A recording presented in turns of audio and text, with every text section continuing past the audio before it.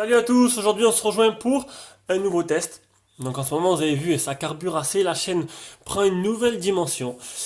Et voilà, c'est plutôt pas mal. Je sais pas où je verrai bien. On verra bien où ça nous mènera. Donc, nouveau test de smartphone. Donc aujourd'hui c'est un Leco, anciennement le TV, le X527. Donc c'est le L2, donc je l'ai déjà testé ce modèle. Enfin ce modèle non, en fait. En fait c'est une nouvelle variante. Et c'est une variante avec la 800 et un Snapdragon. Donc du coup, pour moi, je me suis dit, c'est l'occasion de l'avoir dans les mains. Et ça a été un pur régal. Un pur régal. Et s'il n'avait pas été déjà vendu, je l'aurais gardé pour moi. C'est pas grave. Un abonné, j'ai fait plaisir à un abonné. Alors, donc c'est un smartphone qui vient de la boutique Gearbest, comme d'habitude, et qui coûte 183 euros. Donc moi, je l'ai eu en vente flash. Mais il était enfin, je l'ai eu en vente flash. Je l'ai eu avec un coupon. Il était en vente flash il y a pas longtemps. Donc là, il est remonté à un prix un peu plus élevé. Voilà, donc on va voir maintenant les caractéristiques. Vous pouvez voir le contenu de la boîte, j'ai déjà fait la vidéo du déballage. Voilà, donc les caractéristiques, c'est un écran 5.5 en Full HD, donc du 1080p, un Snapdragon 652 octa-core, cadencé à 2 Go 3, partie graphique, la Adreno 510, Android M, 3 Go de RAM, ça veut dire Android 6.0, Android M, 3 Go de RAM, 32 Go de ROM, appareil photo arrière de 16 mégapixels et avant de 8 mégapixels. On verra si je trouve un peu la provenance des appareils photo après. Donc Bluetooth 4.2, GPS, AGPS, l'accéléromètre, le gyroscope, on verra tout à l'heure avec l'application pour voir un peu ce qu'il y a comme... voilà, j'arrive plus à trouver les sensors dedans. Dual SIM, Dual Nano SIM, on verra aussi. 2G, 3G, 4G et 4G toute bande sauf la 700. Donc la B20 liée, c'est la 800. La 700, c'est une bande qui est très très peu répandue encore. Donc bon, les Chinois déjà ils commencent, enfin les Chinois, Xiaomi et ETV mettent parfois ce genre de modèle comme lui, là à la 800. Donc c'est plutôt bien. Donc ça c'est parce que c'est des modèles qui sont vendus à Hong Kong ou à Taïwan, un des deux. Enfin c'est des modèles, voilà, parce que à Taïwan ou Hong Kong, un des deux, je sais plus comment ça, c'est lequel, ils utilisent des bandes 800, comme ici. Voilà, et une batterie qui est donnée pour 3000 mAh. Alors, sinon, on a une dimension de 150 x 74 x 7,5 mm. Franchement, un téléphone très compact et super léger. Honnêtement, en main, c'est ce qui frappe la première fois, c'est sa légèreté. 152 grammes sur la balance. Allez, on passe au design. Le design de l'appareil, donc c'est bien un écran 5.5 en Full HD. On a le haut-parleur central, le capteur de proximité, l'appareil photo frontal. On a un bel écran, on n'a pas du 2,5D, c'est directement en angle sur les tranches. En bas, on a des boutons qui sont rétroéclairés. Voilà. C'est très rare, hein, de plus en plus rare, rétroéclairé. Tout en métal, le téléphone. Tout en métal, mis à part les bandes en haut et en bas pour laisser passer le Wi-Fi et les ondes radio. Donc ici, on a le haut-parleur qui doit se trouver ici ou là, on verra tout à l'heure. Le port de rechargement en type C. Il n'y a pas de port jack, donc vous allez le chercher après. C'est un adaptateur, comme les iPhones. On a un port IRC là qui fait télécommande. J'ai pas testé d'ailleurs. Bouton power, bouton volume plus moins. Et ici, on a le port SIM qu'on va ouvrir de suite. Donc port SIM, c'est 2 nano SIM. Il n'y a pas de micro SD. Donc voilà. Donc pour l'instant, le point noir, c'est sa micro SD manquante. Vous devrez vous suffire des 32 Go qu'il y a à l'intérieur. Et ça, c'est bien bien dommage. Et à l'arrière, il y a le capteur d'empreinte, l'appareil photo qui sort un peu, vous allez voir, un peu comme les Samsung. Et le simple ou double flash LED. Donc un design franchement magnifique, la couleur elle est magnifique, j'adore. Et en main c'est léger, c'est super léger en main.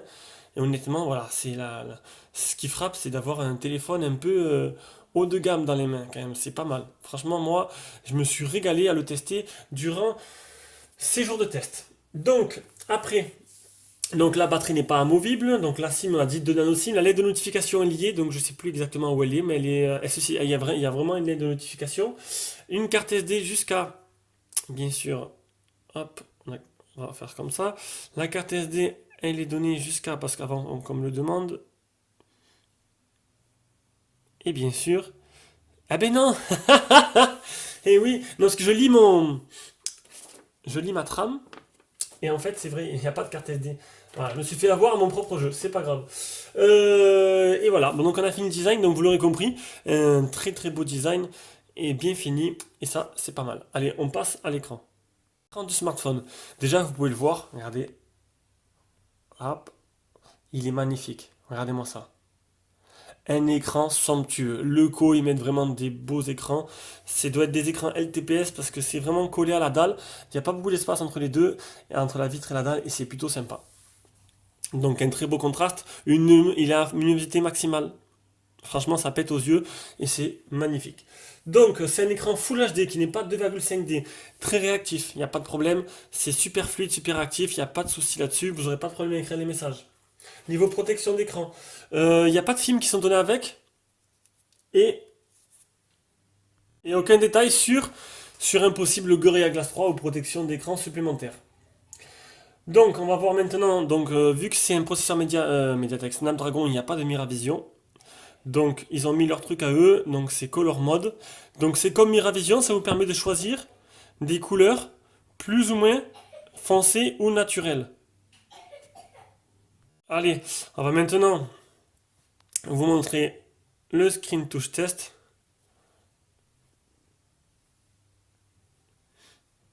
Donc là-dessus, bon, sur un téléphone de cette gamme-là, il n'y aurait vraiment pas de souci. Et l'appli Display Tester. Donc les fuites de lumière, les pixels morts, voilà, tout ce que vous voulez. Hop. Les nuances de couleurs. On va voir un peu ça, tout ça. Donc un écran somptueux, donc vous pouvez le voir.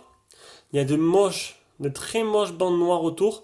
Voilà, ça c'est tous les locaux ils sont ça. Tous les LeTV, je sais pas pourquoi voilà, tous les téléphones ils mettent des grosses bandes noires. Même le Pro 3, le dernier, ils mettent ça. Donc apparemment, il y a des fuites qui diraient qu'il y aurait un téléphone Edge qui serait bientôt à la vente. Donc ça pourrait m'intéresser fortement parce que le loco j'adore. Le multitouch, c'est un 10 doigts. Donc ça c'est plutôt sympa. Et les photos réelles. Hop.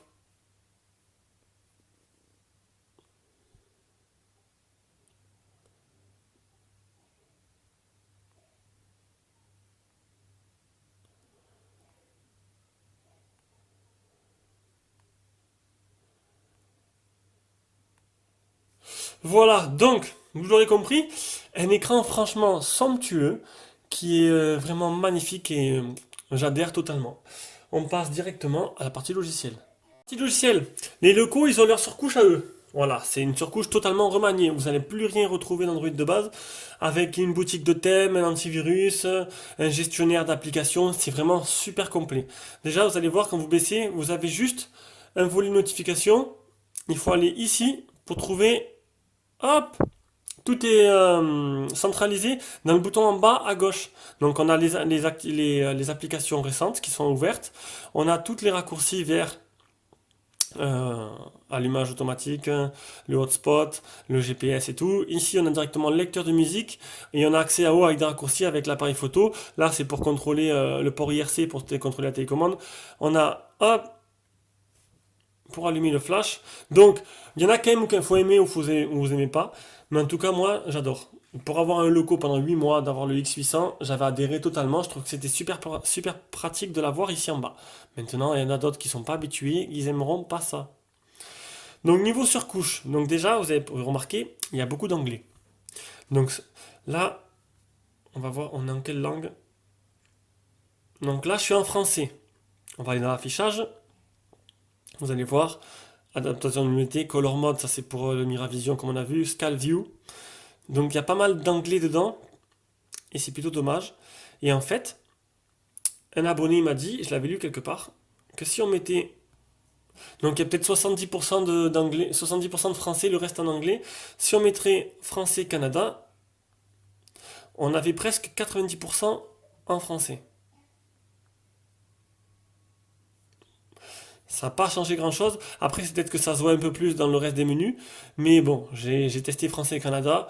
Et apparemment, il serait plus traduit que français-français. Donc après, vous de voir.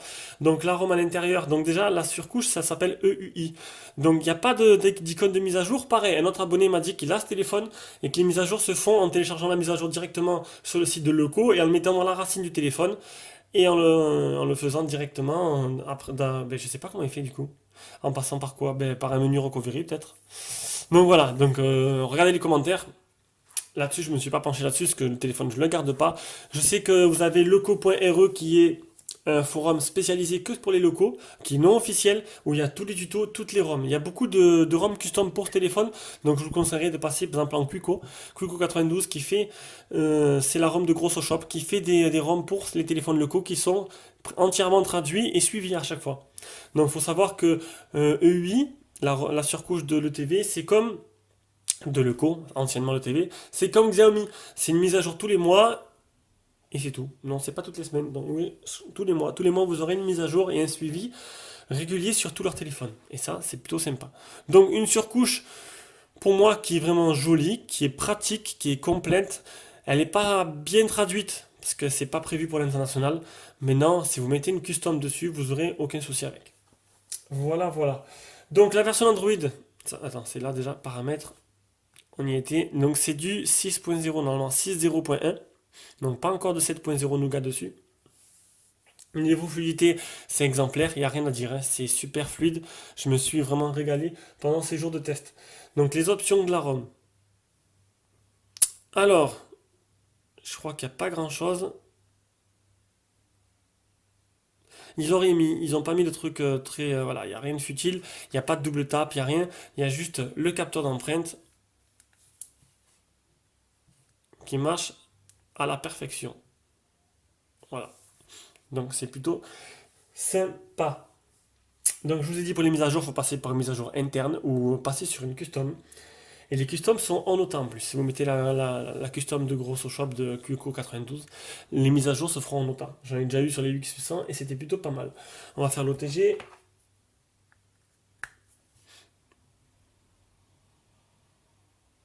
Voilà, donc il est bien OTG. Le test anti-malware. Donc la ROM était infectée d'une application que j'ai pu supprimer. Donc il n'y a pas eu de problème. C'est une application qui avait été rajoutée parce que je pense que c'est une ROM custom que j'ai dessus. Donc il est parce que les ROM d'origine locaux sont en anglais chinois et pas de Play Store. Donc là le Play Store marche nickel. Donc il y avait une application malware que j'ai supprimée. Et on finit par l'application Phone Tester. Voir les capteurs du téléphone. Alors on a l'accéléromètre, le gyroscope, le champ magnétique, la boussole, le capteur de lumière, le capteur proximité.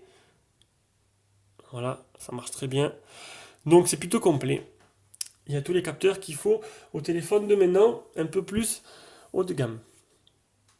Voilà, je pense que la partie logicielle est terminée. Donc vous l'aurez compris, moi j'adore totalement. Il y en a qui n'aiment pas. Voilà, Jérôme n'aime pas les locaux, j'aime pas Surcouche. Le fait que ce soit ici, ben, ça lui plaît pas. Bon, mais moi j'ai pris l'habitude, ça ne me dérange pas du tout. On passe directement aux performances. Donc, les performances de l'appareil. Le Antutu 83010, donc plutôt pas mal. Un Snapdragon 652 qui fait du bon boulot. On a sur une Big Citadel 59,9.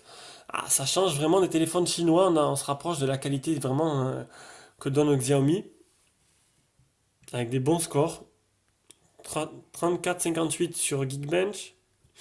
1436 et 3331 sur les Geekbench aussi. Single et dual core. Et il me manque celui-là, le PC Mark 4322. On passe directement à Rayman. Allez, on passe à Rayman. Au début, je voulais mettre Mario Bros, mais Mario Bros n'est pas vraiment pas assez rapide. Ah, quelques ralentissements. J'espère que ce sera juste occasionnel.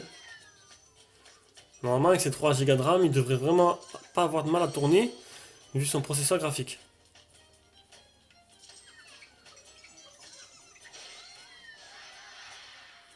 Vous avez vu, donc c'est fluide. Il y a des micro-ralentissements, mais sinon, il tourne vraiment à 100% de ses capacités là. Le jeu, c'est comme ça qu'il devrait tourner à chaque fois.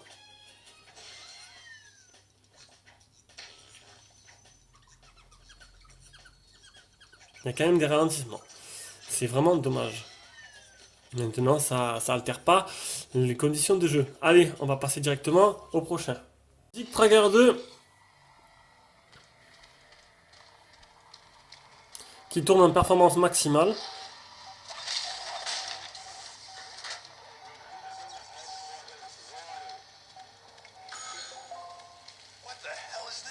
On peut voir les textures sont belles. L'écran réagit très très bien. Glad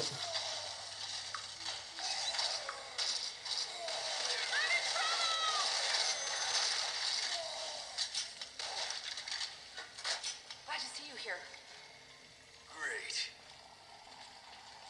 I've been stuck here for ages. Bon voilà, c'est... Il n'y a pas de souci quoi, ça ronronne complètement. I know a shortcut. On passe directement à Real Racing 3. Allez, on passe à Real Racing 3. Qui devrait normalement être une petite formalité.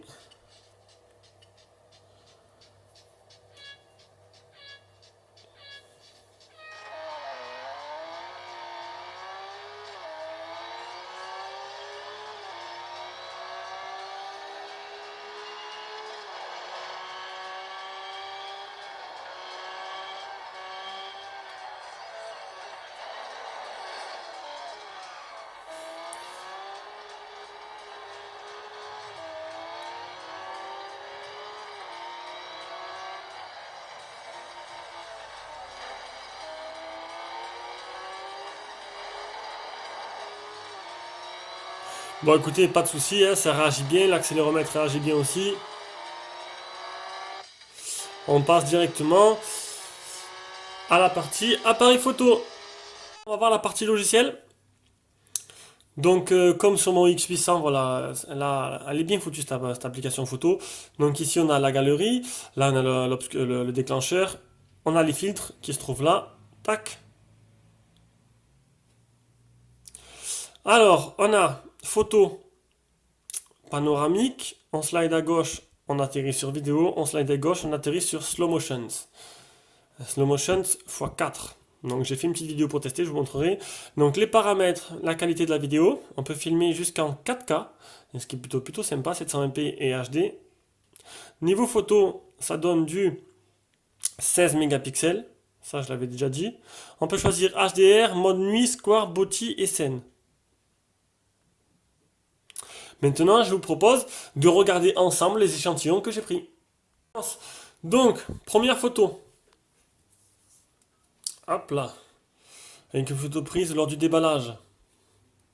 On peut voir que bonne luminosité, qualité d'image vraiment, vraiment belle, hein, honnêtement. Alors, les deux appareils, les deux objectifs viennent de Omnivision. Donc c'est pas du Samsung, c'est pas du Sony, c'est du Omnivision. C'est une marque chinoise et ils ont l'air de faire des trucs assez corrects quand même. Ils se retrouvent sur pas mal de téléphones chinois. C'est pas les plus connus, certes, mais regardez. C'est propre. Très très bonne qualité d'image. Dans de bonnes conditions, bien sûr. Même en zoomant, c'est plutôt sympa. Ah.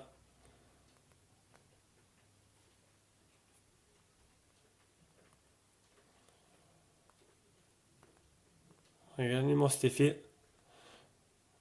J'ai fait la mise au point sur la fleur. C'est parfait. C'est vraiment parfait. Ah, une petite slow motion. En 4 fois. Je m'amusais un peu à faire bouger la fleur pour vous montrer. Bon, c'est pas non plus le ralenti le plus extraordinaire qui se passe, mais bon.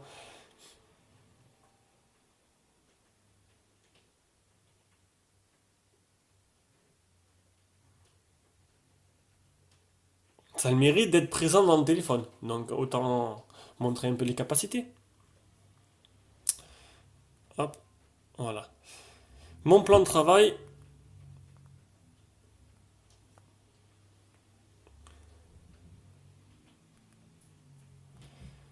Une photo de nuit, vous avez vu, c'est parfait. Une deuxième photo de nuit où on se dirait en plein jour. Alors là, le flash, c'est très rare que j'ai cette qualité-là. Le flash fait très très bien son travail, regardez un peu. C'est parfait. L'image est claire, elle est nette, c'est plutôt sympa. Et pour finir, la vidéo extérieure sous la pluie.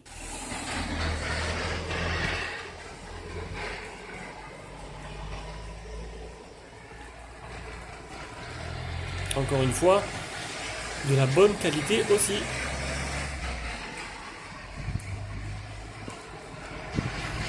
L'écho faut vraiment du très bon travail.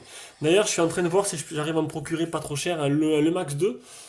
Et yes, avec un fixe en 15 secondes pour moi, pour le premier démarrage, un écran un peu plus grand. Donc c'est pas des plus rapides, je ne trouve pas trop. Il y a le X829, mais il n'y a pas les 800 et moi je veux à tout prix avoir la 800.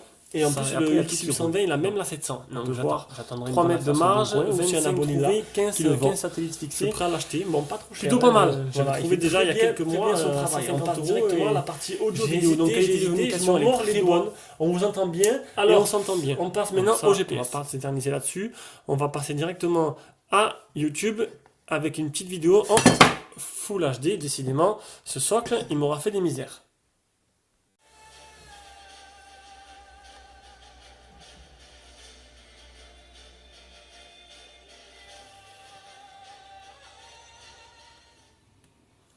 On va baisser le son pour pas avoir de problème avec YouTube. Donc une image fabuleuse, hein, une image magnifique, un écran magnifique. Dommage que les bordures noires gâchent un peu tout. Sinon honnêtement c'est du tout bon, c'est un régal. Bon là j'ai zoomé avec le Honor 8. J'espère que l'image sera pas normalement. Normalement elle n'est pas trop dégradée. Donc niveau vidéo c'est le top, on va maintenant passer au test audio avec la prise jack aussi par la suite.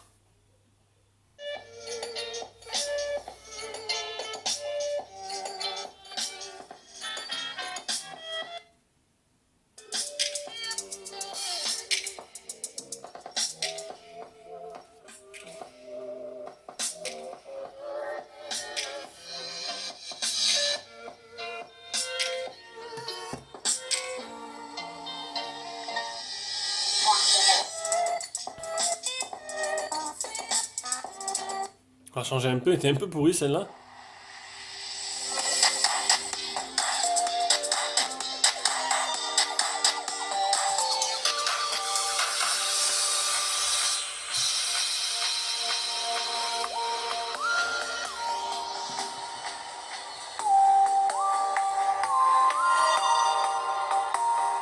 Alors honnêtement, un son vraiment superbe. La partie audio a vraiment été travaillée. Maintenant, je suis pas professionnel du son. J'écoute comme vous, voilà, je vais dans la douche, je mets mon téléphone. Et ben, franchement, du très bon travail. Ah, j'ai oublié l'adaptateur jack, je vais le chercher. Le coup, on veut être en avance sur son temps parce que le coup est le premier constructeur à avoir supprimé le port jack. Et oui, c'est eux, c'est pas Apple qui a inventé ça. Donc Apple en a peut-être parlé, il y a eu des fuites, mais le coup l'a fait en premier. Donc, du coup, on a un adaptateur type C qui se branche là. Et de l'autre côté, on a le port jack. Déjà, c'est pas pratique, vous avez vu, parce que bon, maintenant, je me retrouve avec... quand on peut le mettre au milieu comme ça. Eh ben voilà, regardez, nickel. Moi, ce qui m'embête le plus, c'est de savoir si... un port jack, c'est vraiment solide, quoi. Ça tient bien dans le téléphone. Mais maintenant, est-ce que ça va bien tenir avec un type C? Parce qu'un type C, généralement, c'est pas bien accroché, quoi. Voilà. On branche ça, on allume l'enceinte UMI. Ça y est. Bluetooth speaker is power on. Bluetooth. Non, sauf que moi Waiting for connection.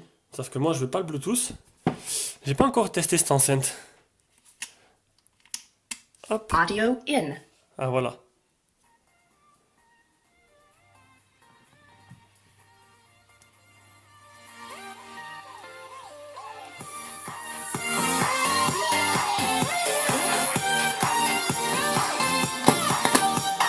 Oh!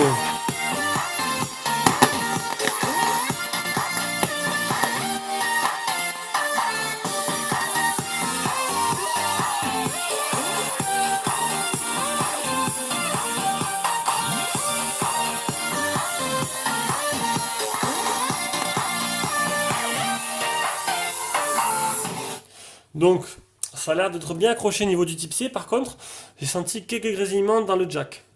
Maintenant, je suis pas convaincu, hein. Bon, c'est voilà, l'iPhone c'est pareil, mais je suis pas convaincu par cette nouvelle méthode parce que ben, ça nous fait sortir à chaque fois en fait l'adaptateur à portée de main. On est dans la voiture, on veut mettre le kit main libre, même si c'est interdit. Bon, ben non. On est à la maison, on veut mettre le kit main libre plutôt. Eh ben, il faut trouver l'adaptateur. Donc, si on perd l'adaptateur, on est un peu dans la merde. Ça m'a refroidi tout ça. Donc, ben écoutez, donc voilà, c'était le test audio-vidéo. Donc, convaincu par la sortie son, mais pas convaincu par le fait qu'il n'y ait plus de port jack. Voilà, c'est pour moi, c'est pas peut-être pas une révolution. Parce que ça, si on le perd, ou s'il est à la maison et qu'on est au travail, ou n'importe où, n'importe quelle situation, on est un peu dans la merde. Vous avez compris? Bon, allez, on passe au réseau maintenant. Donc, qualité Wi-Fi, on est à 3 sur 4, c'est plutôt pas mal. C'est une bonne connexion. Niveau 3G, 4G, ben 3G, 4G, toute bande. Ce qui est très rare sur le TV ou sur le Co ou les Xiaomi. Certains modèles sont multibandes, sont toutes bandes. Donc celui-là, il est. Donc c'est plutôt pas mal, c'est pour ça que je l'ai pris. On passe directement à l'autonomie. Donc un téléphone qui est donné pour 3000 mAh que j'ai mesuré à... Vous avez dû le voir tout à l'heure dans les photos. Je l'ai mesuré à 2909 ampères. 2900. Oh, c'est sûr que si je m'éloigne comme ça, voilà. 2901 milliampères. Et ce qui est plutôt pas mal du tout. Donc c'est presque ce qu'a annoncé Leco. J'ai voulu mettre une nouvelle application pour tester qui a été donnée par un abonné. Elle est pas mal l'appli, sauf que pour moi elle peut pas mesurer vraiment les ampères. La capacité de la batterie, c'est pas possible. Donc on va vous montrer de suite. Je vais plutôt voir les captures d'écran que j'ai faites. Donc déjà que j'étais très complet niveau batterie, je vais pouvoir vous donner encore plus de données. Donc niveau batterie, le PC marque il est à 6h02, ce qui est plutôt pas mal. La capacité de rechargement, ça se passe là maintenant. Donc l'application me dit que j'ai une capacité estimée de 3334. Pour moi c'est pas, je pense pas du tout. Je pense que c'est plutôt mon ampèremètre donne plutôt des résultats plus réalistes. Alors utilisation moyenne. Donc c'est où? Et je sais pas, je sais plus comment il marche cette application. J'ai utilisé ça, il me restait 46%. Après, je suis perdu complet. J'en étais là. Donc capacité de rechargement 1670. C'est plutôt pas mal, c'est la charge rapide. Et durée estimée jusqu'à 100%, 1h20. 1h20 en sachant que j'avais déjà chargé pendant 17 minutes, je sais plus où c'est. Je suis complètement perdu. Batterie chargée, 14%, 13 minutes. Donc voilà, j'avais fait déjà 14%, 13 minutes. Donc vous estimez en 1h30 pour une charge de 0 à 100%. Voilà, j'ai voulu changer de logiciel. Je m'en prends qu'à moi-même. Donc quand j'ai fait le capture d'écran, il me restait 46% et ça faisait... On est en tout... Voilà, et je suis 18h, voilà. 18h52 que le téléphone était allumé, il me restait encore 46%. C'est vraiment un énorme score. C'est plutôt pas mal. J'ai utilisé 66% en 18h52. C'est pas possible, donc du coup, il me reste 46. Je sais pas. Donc voilà, 2h37 écran allumé sur la journée. Et écran était 16h, donc ça fait bien du 18h. Donc j'aurais utilisé 66%, donc ça veut dire qu'il devrait me rester 34. Donc je sais pas ce qui s'est passé. J'utilise plus cette appli. J'utilise juste pour savoir combien de temps elle met pour recharger de 0 à 100. Et je reviendrai sur GSAM, qui est un peu plus complète et plus simple d'utilisation. Voilà, voilà. Donc, le test est terminé. Conclusion de ce téléphone, ben, si le fait que vous n'ayez pas la bande D800 vous refroidissez sur un Xiaomi ou un Leco, là c'est en l'occurrence un Leco, eh ben, n'hésitez plus. Celui 527, il est vraiment exceptionnel. Mis à part le fait qu'il manque le port jack, mais ça maintenant c'est tous les locaux qu'il y a maintenant, les bandes noires sur le côté et le port de micro et l'absence de micro SD. Sinon, ben, pour moi, il est exceptionnel ce téléphone. Je me suis régalé avec, j'ai vraiment passé un bon moment. Et donc du coup, je vais me trouver maintenant le Max 2. Voilà, donc celui-là, si vous voulez un téléphone pas trop cher, vous avez un peu de budget, un peu plus, ça veut dire un peu de budget, c'est-à-dire 50 euros de plus, vous avez le Max 2 qui est encore la gamme au-dessus, quoi. C'est le haut de gamme du Leco et c'est plutôt sympa. Le test est terminé et ben voilà, commencez quoi. Il y a le concours d'avril qui a été lancé hier, donc n'hésitez pas à participer et à jouer. Bisous à tous.